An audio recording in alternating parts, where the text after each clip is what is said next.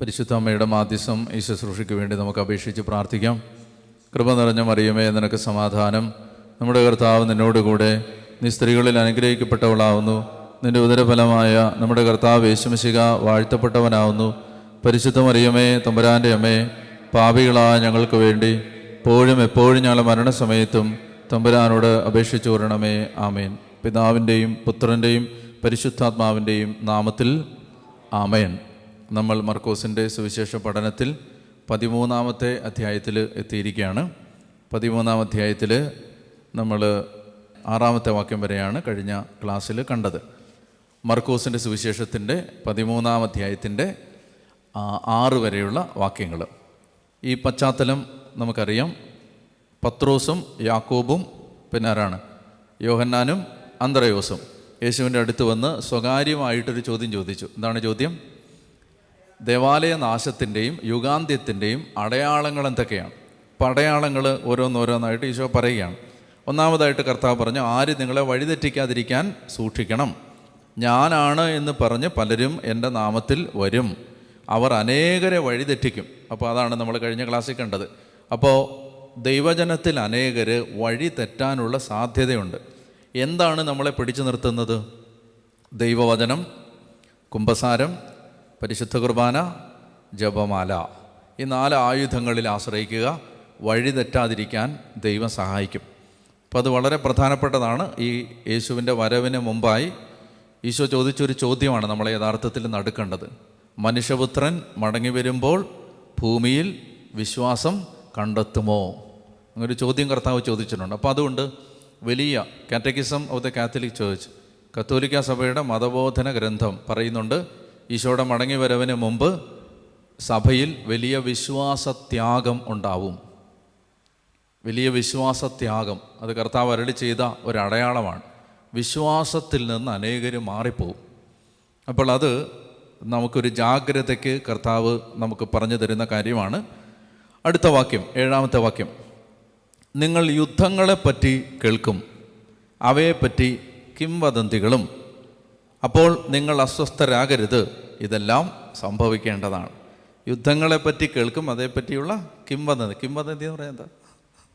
കിംവദന്തി എന്ന് പറഞ്ഞാൽ ഒരു സംസ്കൃത വാക്കാണത്. കിം വദന്തി. കിം എന്ന് പറഞ്ഞാൽ ആര്, വദന്തി എന്ന് പറഞ്ഞാൽ പറഞ്ഞു. ആര് പറഞ്ഞു? ആര് പറഞ്ഞു എന്നറിയാത്ത പ്രസ്താവനകളുടെ പേരാണ് കിം വദന്തി. മനസ്സിലായോ? കിം വദന്തി. ഞാൻ സംസ്കൃതം പഠിച്ചിട്ടുണ്ട്. അപ്പോൾ ശരിക്കും പഠിച്ചിട്ടുണ്ട്. 5, 6, 7 സ്കൂളിൽ സംസ്കൃതം. അപ്പോൾ ഇതാണ് കിം വദന്തി. അതൊരു സംസ്കൃത വാക്കാണ്. എന്ന് പറഞ്ഞാൽ ആര് പറഞ്ഞു എന്നറിയാത്ത വാക്കാണ്. ഇപ്പോൾ ആരോ പറഞ്ഞു, ആരോ പറയുകയാണ്, ദേ അവിടെ യുദ്ധമുണ്ട്, യുദ്ധം നടക്കുകയാണ് അവിടെ ഇപ്പോൾ എന്ന് നമുക്ക് അറിയത്തില്ല, ഉണ്ടോ ഇല്ലയോ എന്നറിയില്ല. അപ്പോൾ കർത്താവ് പറയാണ്, ഒറിജിനൽ യുദ്ധങ്ങളെക്കുറിച്ച് കേൾക്കും, അതേക്കുറിച്ചുള്ള കിംവദന്തികളും കേൾക്കും. എന്നിട്ട് കർത്താവ് പറയാണ്, അപ്പോൾ നിങ്ങൾ അസ്വസ്ഥരാകരുത്. അപ്പോൾ 2-ാമത്തെ അടയാളം എന്താണ്? യുദ്ധം. ഇത് 2 പശ്ചാത്തലത്തിലാണ് നമ്മൾ മനസ്സിലാക്കേണ്ടതെന്ന് ഞാൻ പറഞ്ഞിരുന്നു. ഒന്ന്, ജെറുസലേമിൻ്റെ നാശത്തോടനുബന്ധിച്ചുള്ള പ്രവചനമാണ്. 2, യുഗാന്ത്യത്തോടനുബന്ധിച്ചുള്ള. ഇത് 2നും ബാധകമാണ്. അപ്പോൾ ജെറുസലേമിൻ്റെ നാശത്തോടനുബന്ധിച്ച് AD 66 മുതൽ AD 70 വരെ ജൂയിഷ് വാർ, യഹൂദ യുദ്ധം എന്ന പേരിൽ ഒരു ചരിത്രത്തിലെ പ്രമാദമായൊരു യുദ്ധം നടന്നിട്ടുണ്ട്. ഈ കർത്താവ് പ്രവചിച്ച ദേവാലയ നാശത്തിന് കൃത്യം 4 കൊല്ലം മുമ്പ് വലിയൊരു യുദ്ധം ആരംഭിച്ചു. യഹൂദന്മാരും റോമൻ പട്ടാളവും തമ്മിലുള്ള യുദ്ധം. അതായത് യഹൂദന്മാരുടെ ഇടയിൽ തീവ്രവാദികളും സെലറ്റ്സ്, ആ തീവ്രവാദികളും അതുപോലെ തന്നെ റോമൻ പട്ടാളവും തമ്മിൽ നടന്ന വലിയൊരു യുദ്ധം. ആ യുദ്ധത്തിൻ്റെ ഒടുവിലാണ് റോമൻ പട്ടാളം ജെറുസലേം നഗരം കത്തിച്ച് ചാമ്പലാക്കുന്നത്. അപ്പോൾ ആ യുദ്ധം കണ്ടോ, ഇതിനെക്കുറിച്ചാണ് ഈശോ ഇമ്മീഡിയറ്റ് ആയിട്ട് പ്രവചിക്കുന്നത്. ഈ ദേവാലയ നാശത്തിന് മുമ്പ് ഒരു യുദ്ധം ഉണ്ടാവും. അപ്പം അതുപോലെ തന്നെയാണ് യുഗാന്ത്യത്തിന് മുമ്പും യുദ്ധങ്ങളെക്കുറിച്ച് നമ്മൾ കേൾക്കും. വലിയ മഹായുദ്ധങ്ങളെക്കുറിച്ച് കേൾക്കുമ്പോൾ അപ്പോൾ എന്ത് നമ്മൾ മനസ്സിലാക്കണം? കർത്താവ് പറയാണ്, അപ്പോൾ എന്ത് ചെയ്യണം? അപ്പോൾ ഉടനെ പേടിച്ച് ഞെട്ടരുത്, നിങ്ങൾ അസ്വസ്ഥരാകരുത്, ഇതെല്ലാം സംഭവിക്കേണ്ടതാണ്. അതായത് നമ്മൾ ഈശോയുടെ പീഡാനുഭവത്തെക്കുറിച്ച് പഠിച്ച സമയത്ത് കർത്താവ് ഇങ്ങനെ പറഞ്ഞിരുന്നു, എഴുതപ്പെട്ടിരിക്കുന്നത് പോലെ മനുഷ്യപുത്രൻ നിയമജ്ഞരുടെയും പരിസയരുടെയും ജനപ്രമാണികളുടെയും കയ്യിൽ ഏൽപ്പിക്കപ്പെടും. അവിടെ നമ്മളൊരു വാക്ക് പറഞ്ഞിരുന്നു, മസ്റ്റ്. അത് സംഭവിക്കേണ്ടതാണ് എന്ന് പറഞ്ഞാൽ ദൈവം അത് നിശ്ചയിച്ചിട്ടുള്ളതാണ്. നമ്മൾ മനസ്സിലാക്കേണ്ടത്, നമ്മൾ എത്ര മധ്യസ്ഥ പ്രാർത്ഥന നടത്തിയാലും യുഗാന്ത്യത്തിന് മുമ്പുള്ള സഭ കടന്നു പോകാനുള്ള ഉഗ്രപീഡനങ്ങൾ ഒഴിവാവില്ല. മനസ്സിലാക്കിയിരിക്കുക, അത് സംഭവിക്കേണ്ടതാണ്. നമ്മൾ മനസ്സിലാക്കിയിരിക്കണം. അത് ഈശോ പറയുന്നൊരു വാക്ക് ബ്യൂട്ടിഫുള്ളാണ്, ഈറ്റുനോവാണ്. അതൊരു പ്രസവ വേദനയാണ്. പ്രസവ വേദന ഒഴിവാക്കാൻ പറ്റുമോ? പറ്റില്ല. സിസേറിയൻ നടത്തിയ ഒഴിവാക്കാൻ പറ്റും, എന്നാലും പറ്റില്ല. അപ്പോൾ അതിനൊരു വേദനയുണ്ട് അല്ലേ? സത്യം പറഞ്ഞാൽ പറയാം എന്ന് പറഞ്ഞാൽ ഈ സാധാരണ പ്രസവത്തെക്കാൾ ബുദ്ധിമുട്ടാണ് സിസേറിയൻ എന്നാണ് സ്ത്രീകൾ പറയുന്നത് അല്ലേ? അപ്പോൾ എന്ന് പറഞ്ഞാൽ അത് ഒഴിവാക്കാൻ പറ്റുമോ? പറ്റില്ല. അപ്പോൾ നമ്മളെ സ്ത്രീയുടെ പ്രസവിക്കുന്ന സമയത്തുള്ള വേദന ഒഴിവായി, പക്ഷെ അത് കഴിഞ്ഞിട്ട് ബുദ്ധിമുട്ടാണ്. അപ്പോൾ അത് ഒഴിവാക്കാൻ പറ്റില്ല എന്ന് പറഞ്ഞതുപോലെ ഈ കർത്താവ് പറയാണ്, നിങ്ങൾ എത്ര പ്രാർത്ഥിച്ചാലും ഇതൊന്നും മാറില്ല. എന്നാൽ ഈശോ പറയുന്നുണ്ട് പ്രാർത്ഥിക്കണം. കാരണം എന്താണ്? അത് ഒത്തിരി ദിവസങ്ങൾ നീണ്ടു നിൽക്കാതിരിക്കാൻ പ്രാർത്ഥിക്കണം. അത് താഴോട്ട് വരുമ്പോൾ ഉണ്ട്, പ്രാർത്ഥിക്കണം. എന്തിനാണ്? ഇത് ഒഴിവാക്കാൻ നമ്മൾ ഇനി എന്തോരം മധ്യസ്ഥ പ്രാർത്ഥന പ്രാർത്ഥിച്ചിട്ടും കാര്യമില്ല. ഇത് സംഭവിക്കേണ്ടതാണ്.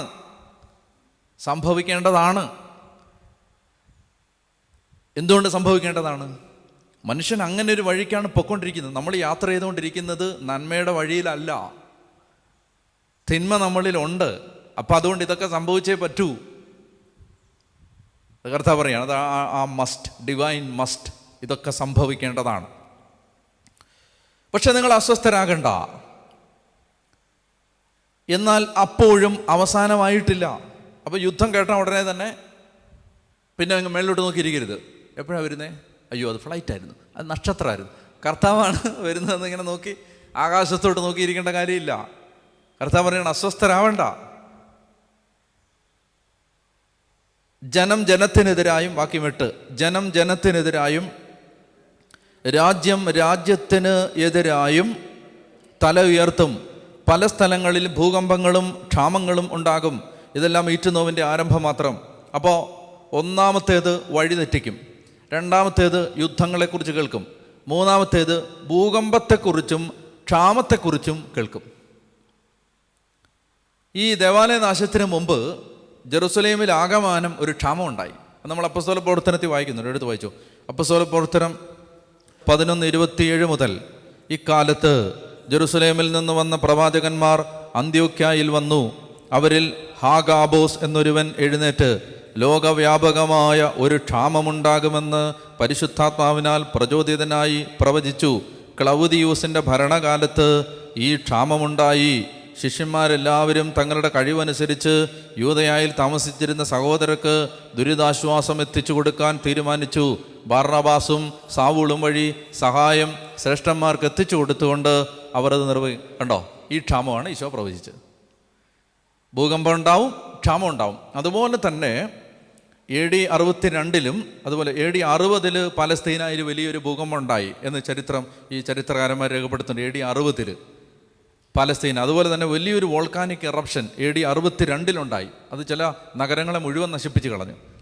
അപ്പോൾ ഇതെല്ലാം സംഭവിച്ചതാണ്. ഈശോ പറഞ്ഞതുപോലെ തന്നെ ജെറുസലേമിൻ്റെ നാശത്തിന് മുമ്പ് ഭൂകമ്പമുണ്ടായി, അതുപോലെ തന്നെ ക്ഷാമമുണ്ടായി, പ്രകൃതി ദുരന്തങ്ങളുണ്ടായി. ഇതെല്ലാം സംഭവിച്ചതാണ്.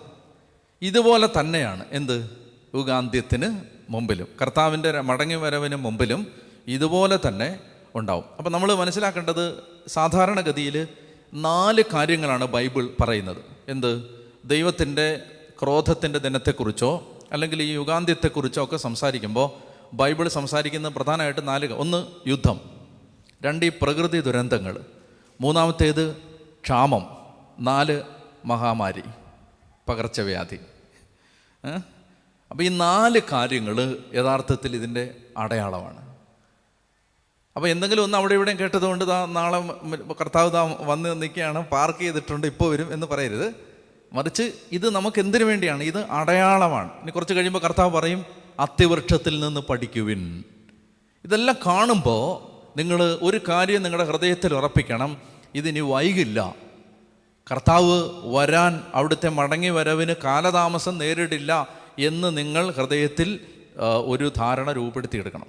അപ്പോൾ ഇതിനു വേണ്ടിയാണ് ഈശോ ഇത് പറയുന്നത്. അപ്പോൾ ഇതെല്ലാം വായിക്കുമ്പോൾ, ഇതെല്ലാം വായിച്ചിട്ടിപ്പോൾ ഈ കോവിഡ് വന്ന സമയത്ത് ഇങ്ങനെ അങ്ങനെ പറഞ്ഞ് ഓരോന്നൊക്കെ പറഞ്ഞ് മനുഷ്യരെ ഭയപ്പെടുത്തുന്ന അനേകം പ്രസംഗങ്ങൾ കേൾക്കാനിടയായി.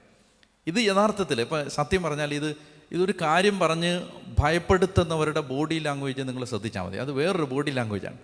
അതിനകത്ത് അത് എന്തെന്നറിയാമോ, അതിനകത്ത് എന്തോ ഒരു സംഭവം നടക്കാൻ പോകുന്നു എന്നുള്ള ഒരു അഹന്തയാണത്. ഇത് എനിക്ക് മനസ്സിലായിട്ടുണ്ട്. അതല്ലത്, മറിച്ച് ഈശോ ഇത് നിങ്ങളെ ആലോചിച്ചു എന്തുമാത്രം സ്നേഹത്തോടാണ് ഈ വാക്യങ്ങൾ കർത്താവ് പറയുന്നത്. ആരോടാ? അടുത്ത് വിളിച്ച് സ്വകാര്യമായിട്ട് പറഞ്ഞു കൊടുക്കുക. ഇതൊക്കെ മനസ്സിലാവാൻ സാധ്യതയില്ലാത്തൊരു ജനത്തോട് ഇതൊന്നും പറഞ്ഞിട്ട് കാര്യമില്ല. നമ്മൾ യഥാർത്ഥത്തിൽ ഉച്ചസ്വരത്തിൽ പ്രഘോഷിക്കേണ്ടത് എന്താ? സുവിശേഷമാണ്. ഉച്ചസ്വരത്തിൽ പ്രഘോഷിക്കേണ്ടത് സുവിശേഷമാണ്. അപ്പോൾ അത് കുറച്ചുകൂടെ ഉച്ചസ്വരത്തിൽ ഈ കാലഘട്ടത്തിൽ പ്രഘോഷിച്ചായിരുന്നെങ്കിൽ എന്ന് തോന്നിപ്പോവും.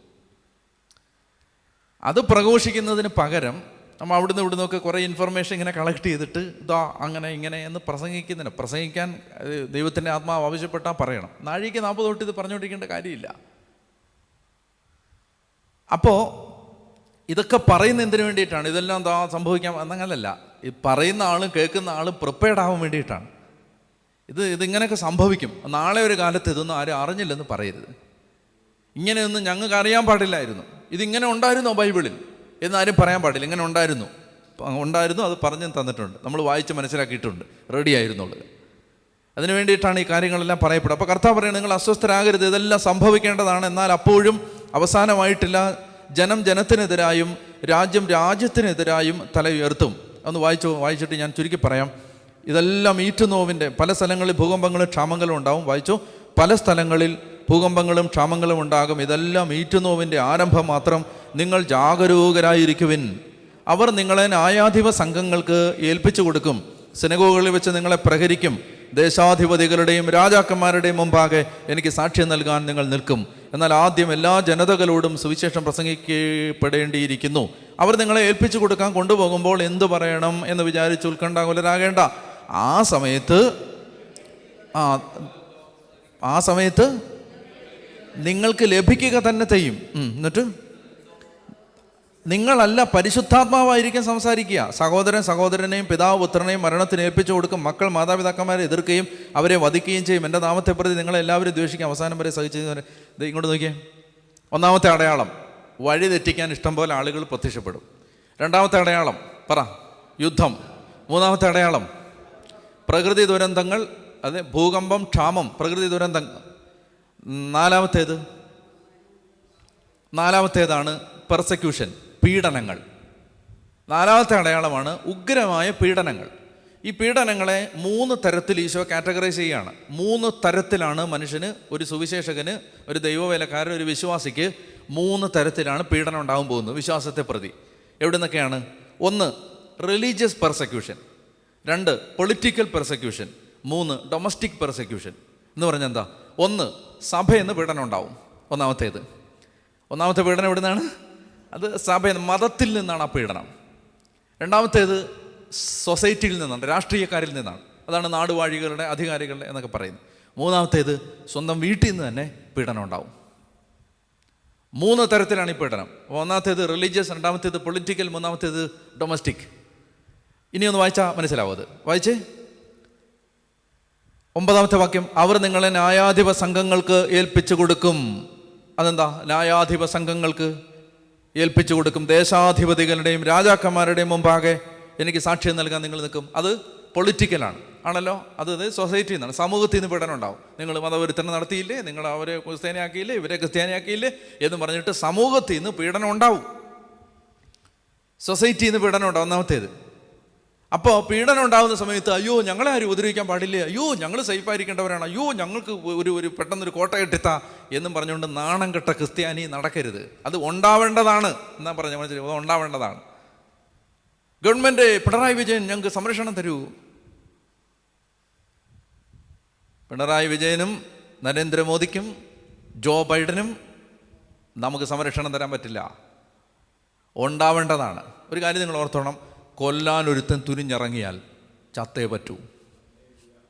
കൊല്ലാനൊരുത്ത് ഇറങ്ങിയാൽ നമ്മളെ ആർക്ക് സംരക്ഷിക്കാൻ പറ്റും? കൊല്ലണോ ഒരുത്തും തീരുമാനിച്ചിട്ടുണ്ടെങ്കിൽ. അപ്പോൾ അതുകൊണ്ട് നമ്മളിങ്ങനെ കിടന്ന് മുറവിളി കൂട്ടുന്ന കാണുമ്പോൾ സങ്കടം വരികയാണ്. അയ്യോ, ഞങ്ങളെ സംരക്ഷിക്കൂ, ഞങ്ങളെ പൊതിയൂ, ഞങ്ങളെ പൊതിഞ്ഞു പിടിക്കൂ, ഞങ്ങൾക്ക് ഇത് തരൂ, എന്താണ് വെടിയുണ്ടേക്കാത്ത ഉടുപ്പ് തരൂ.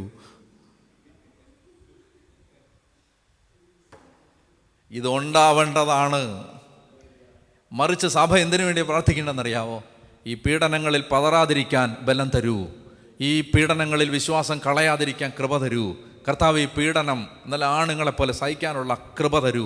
ഇതല്ലേ പ്രാർത്ഥിക്കേണ്ടത്. അല്ലാതെ പിണറായി വിജയൻ സംരക്ഷണം തരൂ, ആഭ്യന്തരമന്ത്രി ഞങ്ങളെ ശ്രദ്ധിക്കൂ, ഞങ്ങൾ തകരാൻ പോകുന്നു,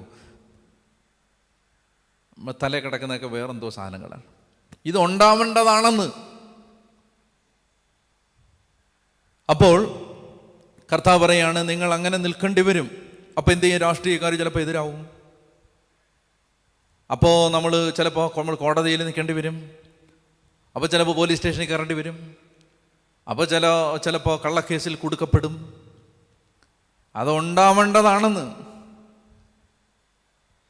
മനസ്സിലായില്ലേ?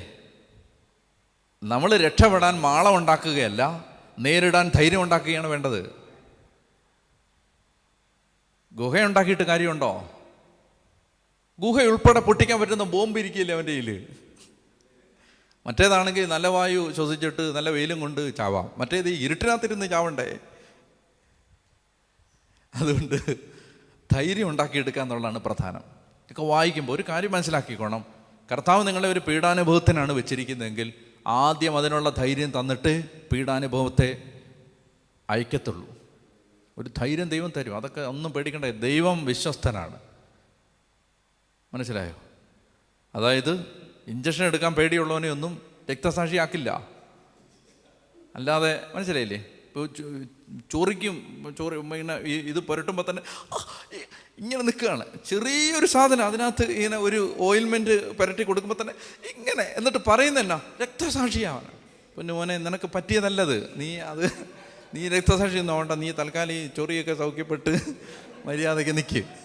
മനസ്സിലാവുന്നില്ലേ? അതായത് ധൈര്യം തരും. ധൈര്യം അതൊക്കെ തക്ക സമയത്ത് കർത്താവ് തന്നോളും, ആവശ്യമുള്ള സമയത്ത്. അപ്പോൾ അതുകൊണ്ട് നമ്മൾ എന്ത് ചെയ്യണം? അപ്പോൾ ഈ പൊളിറ്റിക്കൽ പെർസെക്യൂഷൻ, പിന്നെന്താണ്? റിലീജിയസ്. അതാണ് സിനഗോഗുകളിൽ വെച്ച് നിങ്ങളെ പ്രകരിക്കും. എവിടെ ഇട്ടാ പ്രകരിക്കുന്നത്? പള്ളിക്കകത്ത് വെച്ച് അടിക്കും. പള്ളിക്കകത്ത് വെച്ച് അടി കിട്ടും. സുവിശേഷത്തെ പ്രതി പള്ളിക്കകത്ത് വെച്ച് അടി കിട്ടും. സഭയ്ക്കകത്ത് വെച്ച് പീഡനം കിട്ടും. സഭയുടെ അകത്തുള്ളവരിൽ നിന്ന് പീഡനം കിട്ടും. മനസ്സിലായില്ലേ? അതായത് കർത്താവ് ഒരു കാലത്ത് എനിക്ക് തന്ന ഒരു സന്ദേശം ഇതാണ്. എന്താണ്? ജെറുസലേം മക്കബായൂസുകാരനായ യൂദാസിനെ കുറിച്ച് ഞാൻ ആ വാക്യം അന്ന് വായിച്ചിട്ടുണ്ടായിരുന്നില്ല. എനിക്കത് അറിയാൻ പാടില്ലായിരുന്നു. കർത്താവ് ഒരു സന്ദേശം തന്ന സമയത്താണ് അങ്ങനെ ഒരു വാക്യം ബൈബിളിലുണ്ടെന്ന് തന്നെ അറിയുന്നത്. മക്കബായൂസുകാരൻ മക്കബിയനായ യൂദാസിനെ കുറിച്ച് ജെറുസലേമിലുള്ളവർ തന്നെ ദൂഷണം പറഞ്ഞു എന്ന് നീ കേട്ടിട്ടില്ലേ? എന്നെ എന്തോരം ബലപ്പെടുത്തിയൊരു വാക്യം അതെന്നറിയാം. മക്കബയനായ യൂദാസിനെ കുറിച്ച് ജെറുസലേമിലുള്ളവർ തന്നെ ദൂഷണം പറഞ്ഞു എന്നത് നീ കേട്ടിട്ടില്ലേ? അപ്പോൾ ഇതിനകത്തുനിന്ന് പീഡനം വരും.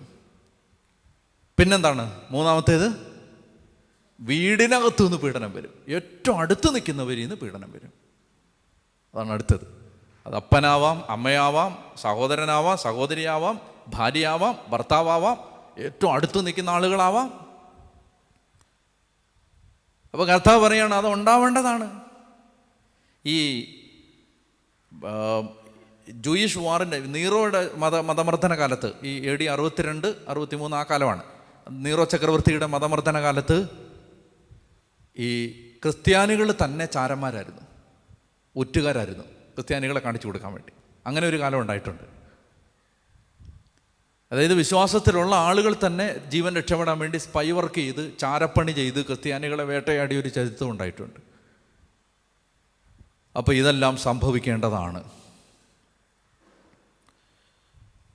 കണ്ണുകളടച്ച് പ്രാർത്ഥിക്കാം. കർത്താവേ,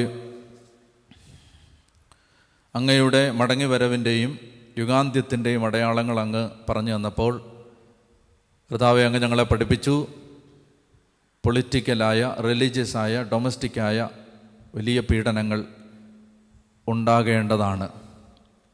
അങ്ങനെ ഓരോ സാഹചര്യങ്ങളും വരുമ്പോൾ ഈ വചനം ഓർക്കാനും ബലപ്പെടാനും ഞങ്ങളെ സഹായിക്കണമേ എന്ന് പ്രാർത്ഥിക്കുന്നു. നന്മ നിറഞ്ഞ മറിയമേ സ്വസ്തി, കർത്താവ് അങ്ങയുടെ കൂടെ സ്ത്രീകളിൽ അങ്ങ് അനുഗ്രഹിക്കപ്പെട്ടവളാവുന്നു. അങ്ങയുടെ ഉദരഫലമായി ഈശോ അനുഗ്രഹിക്കപ്പെട്ടവനാവുന്നു. പരിശുദ്ധ മറിയമേ തമ്പുരാൻ്റെ അമ്മേ, പാപികളായ ഞങ്ങൾക്ക് വേണ്ടി ഇപ്പോഴും എപ്പോഴും ഞങ്ങളുടെ മരണസമയത്തും തമ്പുരാനോട് അപേക്ഷിച്ചു വരണമേ. ആമേൻ. പിതാവിൻ്റെയും പുത്രൻ്റെയും പരിശുദ്ധാത്മാവിൻ്റെയും നാമത്തിൽ ആമേൻ.